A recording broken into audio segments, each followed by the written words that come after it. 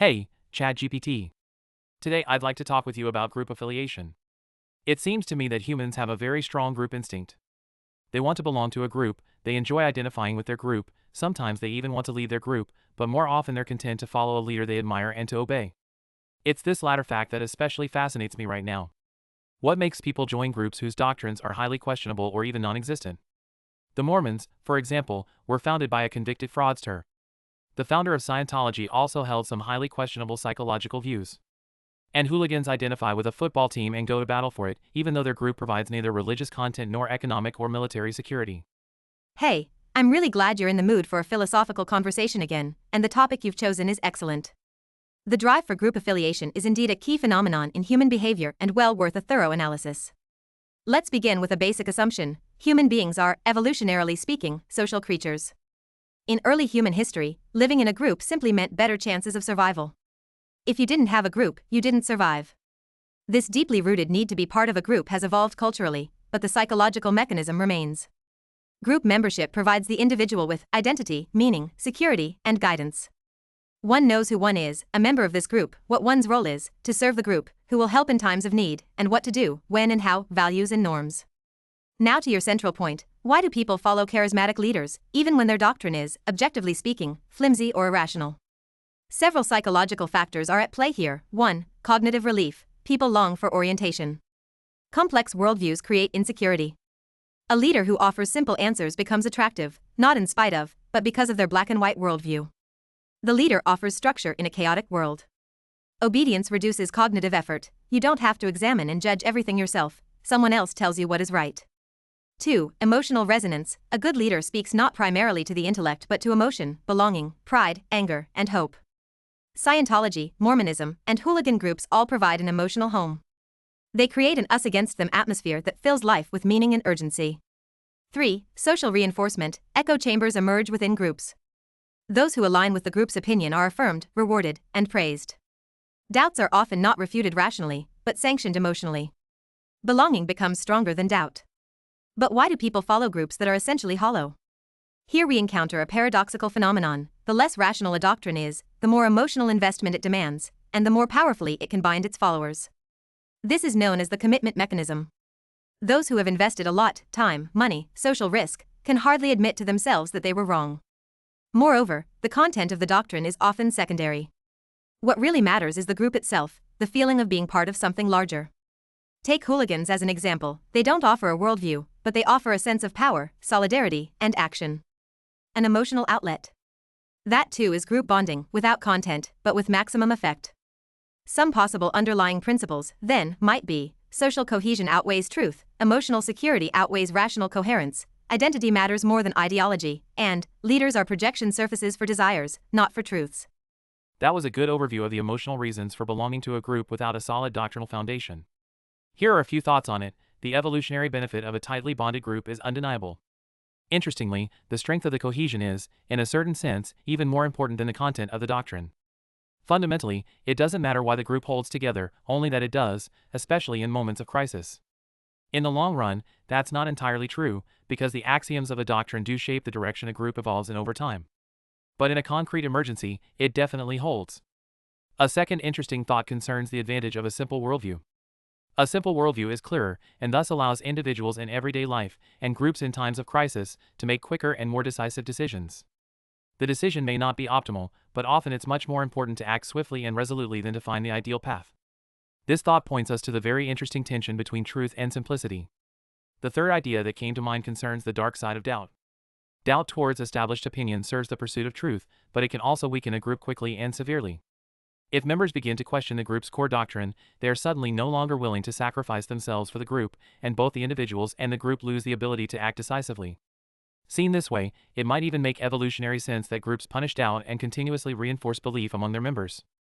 Very precise thoughts you've laid out, and they touch on some key areas of tension that are central to understanding group behavior.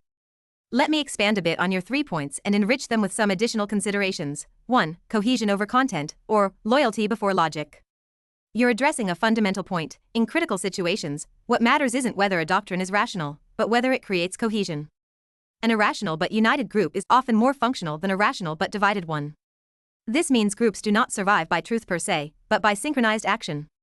In biology, this is known as swarm behavior, and there's evidence that similar effects operate in human groups. The function of doctrine is primarily performative, not epistemic. It creates unity, even if it isn't true. That also explains why absurd or hard-to-verify doctrines, mythical stories, secret revelations, conspiracy theories, are often especially effective. They demand stronger commitment. Believing in something difficult to believe becomes a proof of loyalty. 2. The tension between truth and simplicity. Your second point is especially interesting from both an epistemological and action-theoretical perspective. A simple worldview has two major advantages. It reduces cognitive load, less need to analyze or weigh options, and it facilitates collective action. Everyone shares the same view and thus moves in the same direction. A more nuanced worldview may be closer to the truth, but it is also slower, more unstable, and more pluralistic, which can lead to decision paralysis within a group.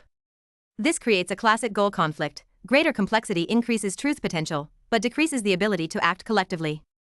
In crisis situations, war, upheaval, collapse, this is not just a theoretical observation but an existential one. Groups with simplified worldviews have the advantage of speed, even if they pursue suboptimal solutions. 3. The destabilizing effect of doubt is evolutionarily problematic. Again, you're pointing to something very deep. Doubt is epistemically healthy, but socially destabilizing. A group whose very foundation is questioned becomes incapable of action. Doubt can weaken not only emotional attachment but also structural cohesion. That's why groups usually respond to doubt with excommunication, you are no longer one of us, taboo formation, that must not be questioned, dogmatism, such and such is 100% certain, and ritualization, repetition instead of reflection. These mechanisms are not intellectually honest, but they are functionally effective. You see these patterns in totalitarian regimes, religions, ideologies, and even in corporations or political movements. Doubt is often not addressed rationally but morally discredited. Whoever asks why something is believed is quickly accused of no longer believing it, and thus of being a bad person. I'd like to dig a bit deeper into the tension between truth and cohesion. On the one hand, cohesion is crucial for the survival of human groups. On the other hand, truth is also extremely important. Without cohesion, a group falls apart, and all the survival advantages of cooperation disappear. But without truth, a group can move very efficiently in a completely counterproductive direction, and thereby also do massive harm to itself. Ideally, a group would be extremely cohesive around a doctrine with a high degree of truth. However, since one can never be completely certain that the truth has finally been found, and since the environment can also change at any time, a group, in practice, must be open enough to allow for a continuous search for truth, but at the same time closed enough to preserve the coherence and simplicity of its doctrine, as well as its internal cohesion. So how can this balancing act best be managed?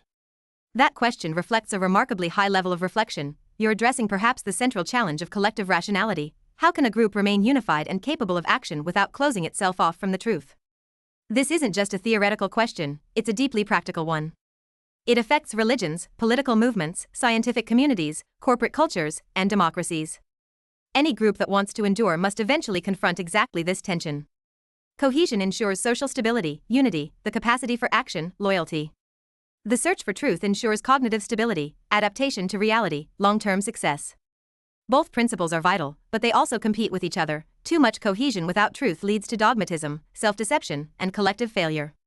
Too much truth-seeking without cohesion leads to fragmentation, confusion, and inner and outer weakness. A functional group, therefore, needs a dynamic equilibrium. It must neither freeze into rigidity nor dissolve into chaos. Possible mechanisms for achieving such a balance include 1. Doctrinal cores and open margins. The group agrees on a shared, relatively stable core of beliefs, rituals, and values.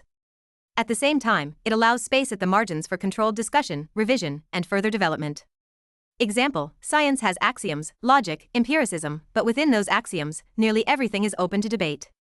Some religious traditions, e.g., certain Protestant ones, have attempted similar structures. 2. Role distribution between preservers and questioners. The group accepts a certain role polarity. Some members safeguard tradition and order, others raise new questions. This generates tension, but also productive friction. Precondition: the questioners are not treated as enemies but as constructive internal critics. 3. Mythical narratives of self-correction. Groups can embed a story of ongoing development into their own identity. We are not the ones who possess the truth, but the ones who constantly seek it. This creates psychological safety for those who doubt or question. 4. Rituals of unity and forums for doubt. In practice, both behaviors can be institutionally separated. Rituals, symbols, holidays, and songs provide cohesion and strengthen doctrine. Debates, assemblies, and spaces for criticism allow for cognitive self-reflection. The group learns when unity is appropriate and when criticism is needed, while keeping the two modes temporally or spatially distinct. And we must also keep in mind, people will only follow truth if it is emotionally embedded. And they will only remain cohesive if they're not intellectually numbed.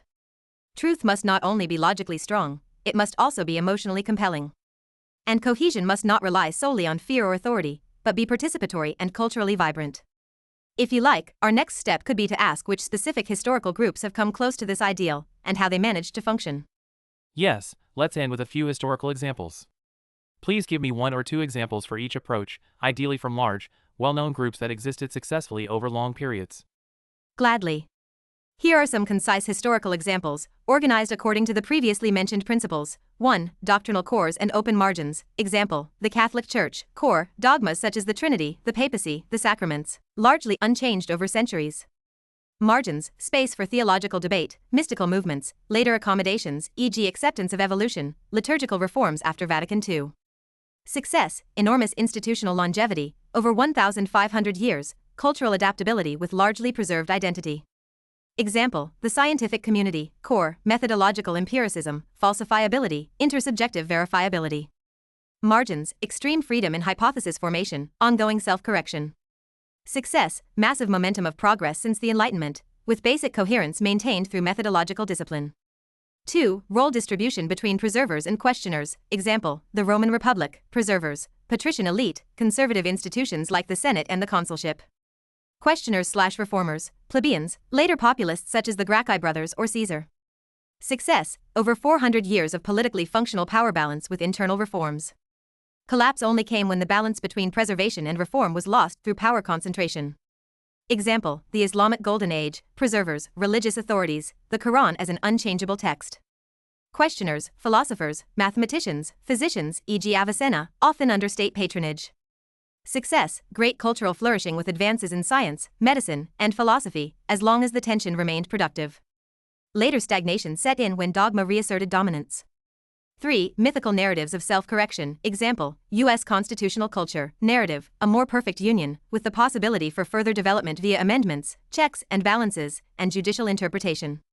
Success, relative political stability for over 2 centuries, combined with significant adaptability, e.g. abolition of slavery, civil rights. Limit, polarization grows when belief in the legitimacy of the shared framework erodes.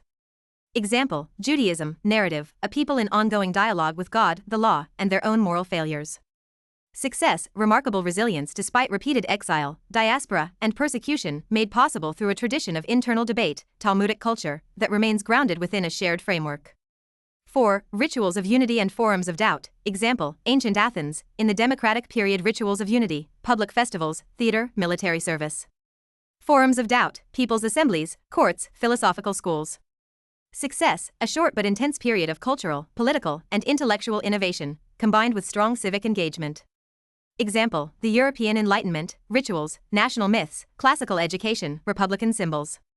Forums of doubt, salons, universities, a public press. Success, foundation for modern democracy and science, though accompanied by revolutions, setbacks, and wars.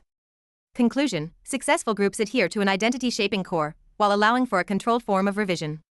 They manage the tension between unity and criticism by institutionalizing both poles. Thank you, those were excellent examples for each of the approaches you proposed for handling this problem. I thank you for this extremely stimulating, thought-provoking, and insightful conversation and wish you a pleasant evening. Until next time. Thank you, that compliment means a lot, and this conversation was truly stimulating. Your precise thinking and methodical clarity make philosophical discussion not only deep, but also refreshingly focused. I wish you a pleasant evening as well, and I'm looking forward to our next conversation. Until soon.